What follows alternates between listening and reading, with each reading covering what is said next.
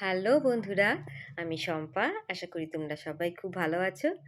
ছোটবেলা থেকেই একটা নিয়ম মেনে আসছি যে সরস্বতী পুজোর আগে কুল খাবো না। আর আমার মনে হয় তোমরাও অনেকে এটা মানো, তাই না? কিন্তু এবছর আমার সেই নিয়মটা ভঙ্গ হয়ে গেল। আমার হাজবেন্ড অনেকগুলো কুল নিয়ে এসে বলছে আচার বানাবার জন্য কুল নিয়ে এসেছি। প্রতি বছরই আনে, কিন্তু সরস্বতী পুজোর পর। আর এবার সেটা একটু আগে আগেই নিয়ে চলে এসেছে। তাই কি আর করা যাবে, কুলগুলোকে তো আর নষ্ট করা যায় না। তাই আচার বানিয়েই ফেললাম, আর ভাবলাম তোমাদের সাথে একটু আচারের রেসিপিটা শেয়ার করি আমি কিভাবে বানাই। কুলগুলো প্রথমে ভালো করে ধুয়ে নিয়েছি, তারপর একদিন শুকিয়ে নিয়েছি। তবে রোদে নয়, ঘরেই শুকিয়েছি।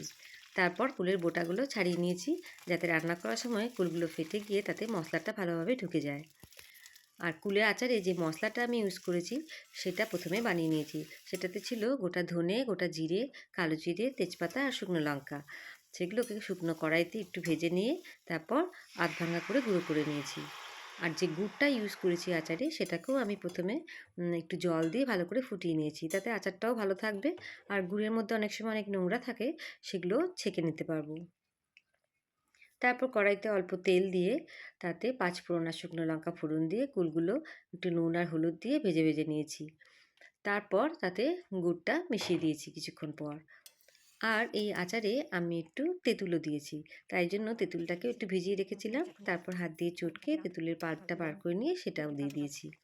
তেঁতুল দিলে আচারের স্বাদটা আরও অনেক বেড়ে যায়। তারপর তো প্রায় আধ ঘন্টা 45 মিনিট ধরে নাড়তে নাড়তে কুলের আচারটা রেডি হয়ে গিয়েছে। তারপর নামাবার একটু আগে ভাজা মশলাটা উপর থেকে ছড়িয়ে দিয়েছি। অ্যাকচুয়ালি এখনই তুলে খাই, কিন্তু এত গরম তো আর খাওয়া যায় না। আর রান্নাটা করেছিও আমি রাত্রেবেলা, তাই আর খেতে পারিনি। পরের দিন সকালে খেয়েছি। তোমাদের কার কার জিভে জল আসছে আমাকে জানিও কিন্তু। সারা রাত রেখে দিয়েছিলাম ঠান্ডা হওয়ার জন্য। তবে আমার কড়াইটা স্টিলের কড়াই, তাই রেখে দিয়েছিলাম তাতে। কিন্তু অ্যালুমিনিয়ামের কড়াইতে রান্না করলে কিন্তু টক জিনিস বেশিক্ষণ রাখা যায় না।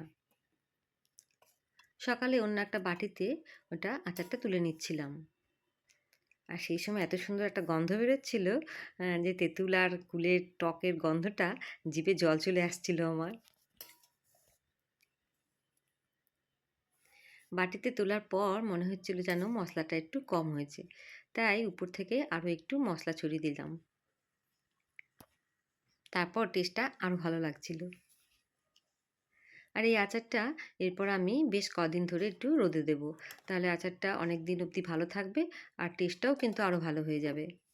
তোমাদের কেমন লাগলো আমার এই আচারটা, মানে আচারের রেসিপিটা, আমার করার পদ্ধতিটা, সেটা অবশ্যই আমাকে জানিও। আর তোমরা কিভাবে করো সেটাও জানিও। সবাই খুব ভালো থেকো, আনন্দে থেকো। আজ এই পর্যন্তই, টাটা।